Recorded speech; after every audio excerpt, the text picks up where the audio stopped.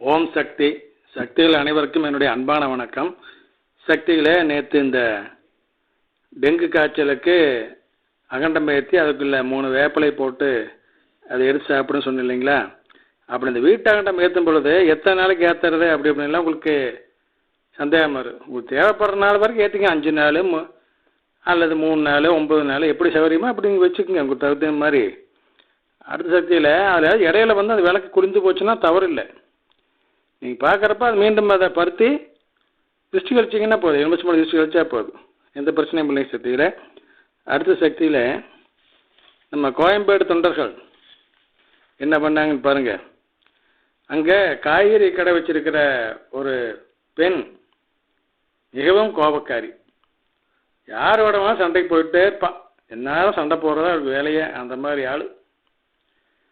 அந்த பெண்ணை இவங்க பார்த்தாங்க. சரி, எப்படியாச்சும் மாற்றணுமே திருத்தணுமேன்னு சொல்லி இருமுடி சமயத்தில் அந்த மாட்டு அம்மாவை பற்றி நல்லா எடுத்து சொல்லி கோலாரா மருவத்தூருக்கு இலவச இருமுடியாக கூட்டிகிட்டு வந்தாங்க.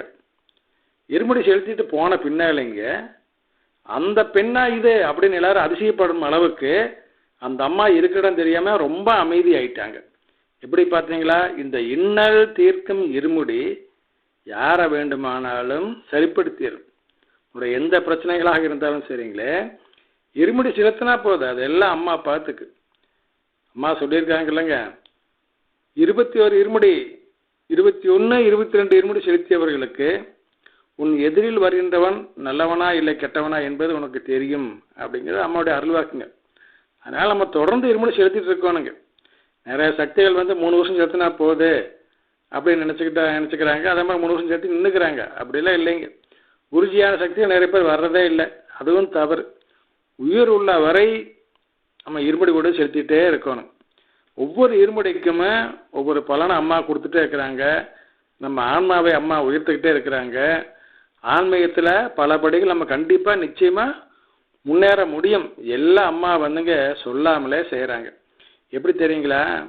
இப்போது அந்த நவராத்திரி விழாவப்போ நம்மளுக்கு ஒரு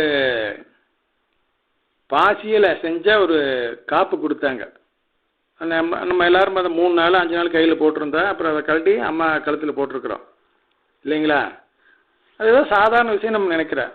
அப்படி இல்லைங்க. அது வந்துங்க ரொம்ப காஸ்ட்லியான விஷயமா ஆன்மீக ரீதியாக. அதை அந்த வரலாறு பின்னால் சொல்கிறேனுங்க. அது அவ்வளவு மகத்துவம் வாய்ந்த சக்தியில். அதான் பாருங்க, அந்த நவராத்திரியில் ஜாக்கெட் பிட்டு கொடுக்குறாங்க பாருங்க. ஒரு தொண்டருக்கு ஜாக்கெட் பிட்டு கொடுத்துருந்தாங்க அம்மா. அந்த நவராத்திரியில் பிரசாதமாக பச்சை கலர் ஜாக்கெட் பிட்டு. அவர் அதை வீட்டில் கொண்டாந்து வச்சுட்டாரு. சும்மா சாதாரணமாக அதனுடைய மகத்துவம் தெரியாமல் சும்மா ஏதோ ஒரு இடத்துல வச்சுட்டார். பூஜை ரூமுக்குள்ளோட வைக்கல, பீரோக்குள்ளேயும் வைக்கல. அவர் அடுத்து சீரடி சாய்பாபாவுடைய ஒரு உபவாசர் அவர் இருக்கார். அவர்கிட்ட போயிருக்கார். அவர்கிட்ட போகும்பொழுது அவர் கேட்டாரா, அடிக்கடி அங்கே போவார். மருவத்தூர் வரக்கு முன்னாலே அந்த சீரடி சாய்பாபாவனுடைய உபவாசர்கிட்ட போயிட்டு இருப்பாருங்க. இப்போ அவர் கேட்டாரா, நீ வந்து சமயத்தில் ஏதாச்சும் அம்மன் கோவிலுக்கு போனையா அப்படின்னு. ஆமாங்க, மேல்மருவத்தூர் கோவிலுக்கு போயிட்டு வந்தேன், நவராத்திரி விழாவுக்கு போயிட்டு வந்தேன். அங்கே உனக்கு பச்சை கலரில் ஒரு அம்மன் சிலை கொடுத்தாங்களா அப்படின்னு கேட்டாங்களாம். அவர் கேட்டிருக்காரு. இல்லைங்களே, பச்சை கலர் சிலையெல்லாம் ஒன்றும் கொடுக்கலீங்களே அப்படின்னு. ஞாபகப்படுத்தி சொல்லுவேன் நல்லா அப்படிங்கிறது. பச்சை கலர் ஒரு ஜாக்கெட்டு தானே கொடுத்தாங்க, சிலையெல்லாம் கொடுக்கலீங்க அப்படின்னு நம்ம தொண்டர் சொல்லியிருக்கார். அவர் சொன்னார், அடா பைத்தியகாரா, உங்கள் அண்ணுக்கு அது ஜாக்கெட்டாக தெரியுது, எங்கள் அண்ணுக்கு அது பச்சை அம்மன்றா. தவம் செய்து படாத பாடுபட்டாலும் கிடைக்காத தெய்வம் அந்த பச்சை அம்மன் தெய்வம். அப்படி இருக்கிறப்ப நீ அதை பற்றி ஜாக்கெட்டுன்னு சொல்லி அசால்ட்டாக போட்டு வச்சுருக்கிறிய. முதல்ல அதை எடுத்து பூஜை ரூமில் கொண்டு போய் பத்திரமா வெய்யின்னு சொல்லி அனுப்பிச்சி விட்டாருங்களா. அப்புறம் தான் அது விசாரிக்கும் பொழுது தெரிஞ்சுங்க, பச்சை அம்மன் என்பது சிவனுடைய மனைவியின் பெயர். கேரளாவில் அதுக்கு தனியாக சன்னதியே இருக்குதுங்க. மிக பிரசித்தி பெற்ற சன்னதியே கேரளாவில் இருக்குதுங்க அந்த கோவில். அதனால இங்கே அம்மாவை நம்மகிட்ட எதையுமே சொல்லாமல் மிகப்பெரிய விஷயங்கள் எல்லாம் நம்மளுக்கு கொடுக்குறாங்க எளிமையாக. நம்ம அதை புரிஞ்சுக்காமல் அசால்ட்டாக இது என்ன, அது பாசி, இது என்ன ஜாக்கெட் அப்படின்னு நினச்சிக்கிறேன். அப்படி இல்லைங்க சக்திகளே, ஒவ்வொன்றையும் ஒவ்வொரு விஷயம் இருக்குதுங்க. அதனால் இந்த இன்னல் தீர்க்கம் இருமுடிய எல்லாரும் தவறாமல் செலுத்தணும். அது மட்டும் இல்லைங்க சக்தியில், இதுக்காக நிறையா பிரச்சாரம் பண்ணி நம்ம பகுதியில் இருக்கிற அனைத்து மக்களையும் இருமுடி ஒன்று செலுத்த வைக்கணுங்க.